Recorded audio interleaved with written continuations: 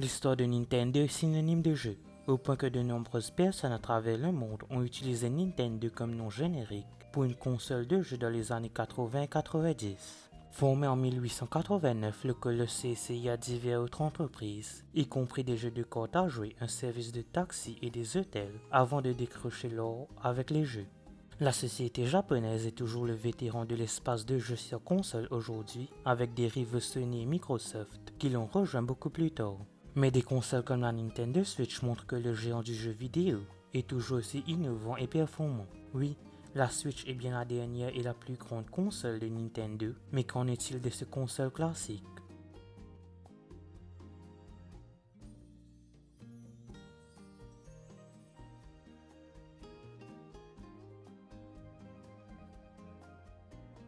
Le crash du jeu vidéo de 1983 a décimé l'industrie naissante en raison d'un flux de jeux de mauvaise qualité. Mais Nintendo sortit relativement indemne de cette période pour livrer la Nintendo Switch System, ou la Famicom, comme on l'appelait au Japon. La console a fait ses débuts en 1983 au Japon et aux États-Unis en 1985. La console de Nintendo a adopté un processeur 8 bits condensé à 1,79 MHz, ainsi qu'un format de cartouche. Le résultat était une console avec un défilement très fluide par rapport à ce que les PC pouvaient faire à l'époque, même si cela se faisait au détriment d'une large palette de couleurs. Les jeux sont arrivés sur une cartouche qui pouvait peser au maximum 1 mégaoctet.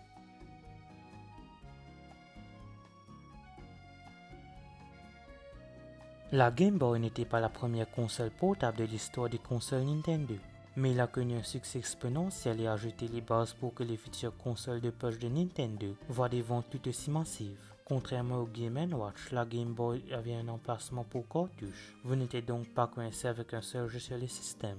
Et il y avait beaucoup de titres de qualité disponibles pour la plateforme, y compris Super Mario Land, The Legend of Zelda Link's Awakening et Metroid 2. Tetris était sans doute le plus gros jeu sur le système au cours des premières années. La franchise Pokémon l'éclipserait à sa sortie avec des collectionneurs de monstres de poche même capables d'être échangés et de se battre, en rejoignant deux Game Boy avec un câble à Game Link. Nintendo a opté pour un écran monochrome vert de 160 x 144 pixels sans rétroéclairage, ce qui était un choix plutôt intéressant, puisque des consoles comme l'Atari Lynx et le Game Gear de Sega ont opté pour un écran couleur rétroéclairé à la place. Mais le choix de l'écran et le processeur 8 bits relativement frugal signifiait que la Game Boy avait une autonomie de batterie beaucoup plus longue.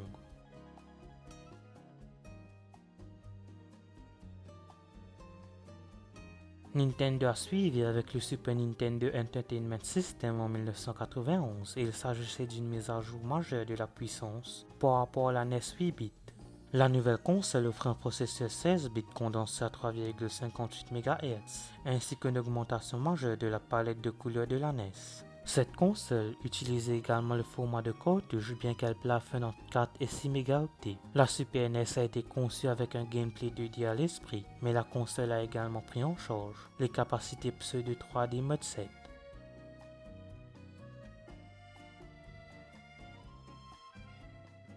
Nintendo reviendrait à la charge avec la 3D après son add-on malheureux basé sur la NES en 1987. Virtual Boy de 1995 était une console autonome permettant des visuels 3D stéréoscopiques via un écran monté sur la tête qui avait un support attaché. L'idée était que vous posiez l'écran sur une table et l'utilisez comme ça par opposition aux lunettes VR portables d'aujourd'hui. La société a choisi d'utiliser un écran monochrome rouge car elle estimait que les écrans couleurs étaient trop chers et qu'un écran monochrome donnait une meilleure impression de profondeur. Malheureusement, certains consommateurs de l'époque ont signalé des maux de tête, des nausées et des étourdissements après avoir utilisé la machine. Il n'est donc pas étonnant que le Virtual Boy ait été abandonné en mars 1996 avec moins d'1 million d'unités vendues. Seuls 22 jeux ont été publiés pour la plateforme au moment où elle a été abandonnée.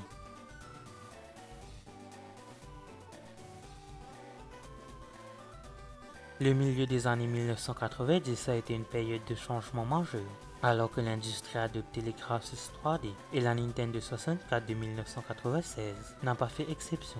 La nouvelle Nintendo a été livrée avec un processeur R4300 basé sur la MIPS condensée à près de 94 MHz, avec un soi-disant coprocesseur Reality pour les graphismes construits par Silicon Graphics. Ce combo signifiait que vous disposez d'une machine assez avancée pour l'époque, offrant des fonctionnalités graphiques telles que l'anti-aliasing et le mip mapping. Cependant, tout n'était pas génial, car la plus grosse faiblesse du N64 était la façon dont il gérait les textures, ce qui donnait souvent à la PS1 des textures plus belles. Les jeux pour les deux consoles souffraient également de brouillard excessif, qui est utilisé comme moyen d'obscurcir l'environnement et de masquer le changement. Ce n'était pas la machine la plus facile à utiliser, mais des jeux comme Conker's Bad Fur Day et Perfect Dark ont montré ce qui était possible. Les autres titres populaires incluent Mario 64, Paper Mario, The Legend of Zelda Ocarina of Time et Super Smash Bros.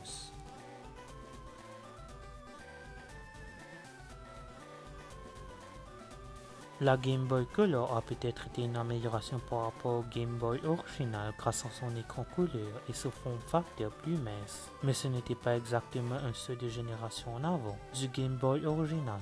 Au lieu de cela, ceci viendrait avec la sortie de la Game Boy Advance en mars 2001. La console de poche de Nintendo offre une conception de paysage avec l'écran flanqué d'un D-pad à gauche et d'une paire de boutons faciaux à droite. Tout comme la Super NES, le Game Boy Advance comprenait également des boutons d'épaule. Sur le capot, vous aviez un processeur ARM à 16,78 MHz pour faire fonctionner les choses. En parlant de Super NES, la console de poche de Nintendo de 2001 était essentiellement une Super NES portable avec un peu plus de puissance que la console 16 bits. Il n'est donc pas surprenant de voir que la console de poche a reçu de nombreux jeux Super NES allant de Super Mario World et Final Fight à The Legend of Zelda et Link to the Past et Donkey Kong Country.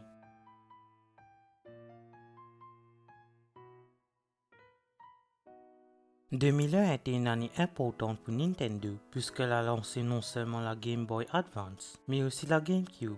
Le suivi du N64 était un kit assez costaud comprenant un processeur IBM PowerPC Gecko monocœur cadencé à 486 MHz et un GPU Hot-X Flipper. Ce combo a abouti à une machine non seulement puissante, mais également conviviale pour les développeurs.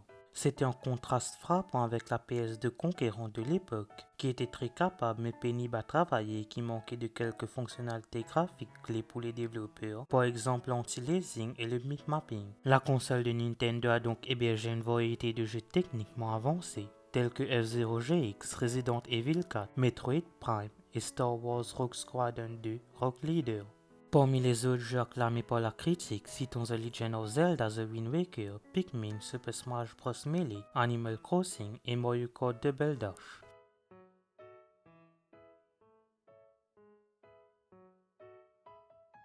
Comment suivre une console portable comme la Game Boy Advance? Eh bien, la réponse de Nintendo à cette question était la DS de 2004. La console de poche a clapé se démarque de ses prédécesseurs et de ses rivaux grâce à un form factor avec deux écrans, avec un affichage standard en haut et un écran tactile résistif en bas. La DS offrait également un microphone et cela serait en effet implémenté dans les jeux, vous permettant d'émettre des commandes vocales rudimentaires dans Nintendox par exemple. Parmi les autres améliorations notables, citons la présence du Wi-Fi pour la première fois et une batterie rechargeable de 850 mAh.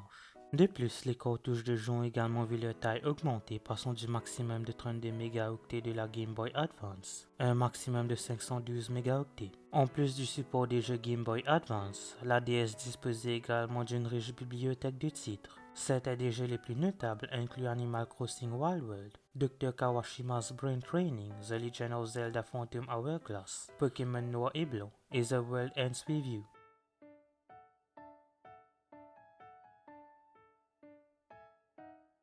La division portable de Nintendo était en mauvaise santé en 2005 et 2006, mais c'était le contraire pour la console de salon. Le GameCube recevait à peine des sorties de jeux à cette époque, car elle pataugeait derrière les consoles de Sony et Microsoft en termes de vente de consoles. Cette situation a changé en novembre 2006 lorsque Nintendo a sorti la Wii. La console innovante de Nintendo a été un succès retentissant dès le départ. Et les pénuries de consoles duraient bien plus d'un an. L'attraction principale de la Wii était sa télécommande de style TV, offrant un contrôle basé sur le mouvement dans une variété de jeux. Cela signifiait que vous pouviez physiquement balancer votre télécommande Wii pour balancer votre raquette dans un jeu de tennis, ou pointer vers l'écran dans un jeu de tir pour viser votre arme.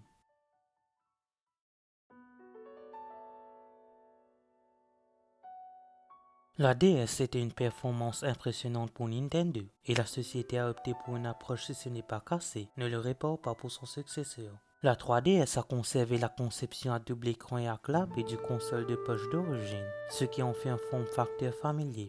Cependant, le plus grand changement a été le passage à un écran 3D stéréoscopique sans lunettes en haut, ainsi qu'une touche de curseur sur le côté droit de l'appareil pour régler l'intensité de l'effet 3D.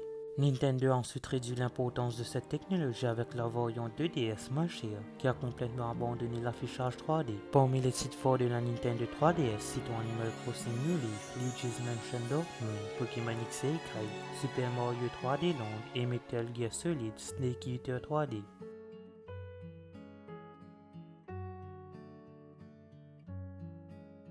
La Wii a rétabli Nintendo en tant que premier fabricant dans le domaine des consoles de salon. Est-il donc vraiment surprenant que la société ait choisi le nom Wii pour la console suivante? La Wii U de 2012 a repris là où la Wii s'était arrêtée. La nouvelle console était une nette amélioration par rapport à la Wii en termes de puissance. Il contenait un processeur Trico IBM PowerPC Expresso cadencé 1,24 GHz, un GPU AMD Radeon à 550 MHz, 2 Go de RAM et 8 ou 32 Go de stockage extensible. Cette combinaison signifie que vous disposez d'une console ciblant les visuels HD, une première pour une console de salon Nintendo. Nous avons également vu le passage des DVD au disque de 25 Go, ce qui représente un autre pas en avant notable. La grande innovation de Nintendo cette fois était une manette massive, avec un écran tactile résistif de la taille d'une tablette. Cet écran était utilisé comme affichage secondaire dans les jeux, montre votre carte et votre inventaire. Les propriétaires de Wii U pouvaient également jouer à des jeux entiers sur un écran plus petit, juste au cas où le téléviseur serait utilisé par quelqu'un d'autre. Le concept hybride console de maison et console portable serait amené à sa conclusion logique avec le successeur de la Wii U.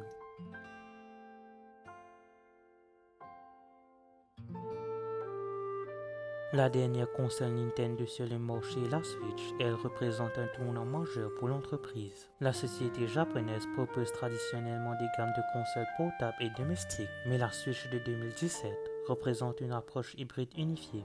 La nouvelle console de Nintendo est un appareil portable avec un écran tactile LCD 720p de 6,2 pouces. Mais insérez l'appareil dans une station d'accueil incluse et vous obtenez une sortie Full HD sur un téléviseur ou un moniteur. C'est une fonctionnalité vraiment astucieuse, ce qui signifie que vous pouvez jouer à des jeux vidéo à part entière en déplacement et continuer vos sessions de jeu sur un grand écran. Il est alimenté par un processeur Nvidia Tegra X qui était un peu vieux même au lancement de la console en 2017. La console hybride de Nintendo propose également une énorme bibliothèque de jeux, à commencer par des titres propriétaires comme Animal Crossing New Horizons, The Legend of Zelda Breath of the Wild, Mario Kart 8, Super Smash Bros Ultimate, Super Mario Odyssey et Splatoon 2. Les titres si notables incluent The Elder Scrolls 5 Skyrim, Cuphead, Ori and the Blind Forest et la franchise Doom.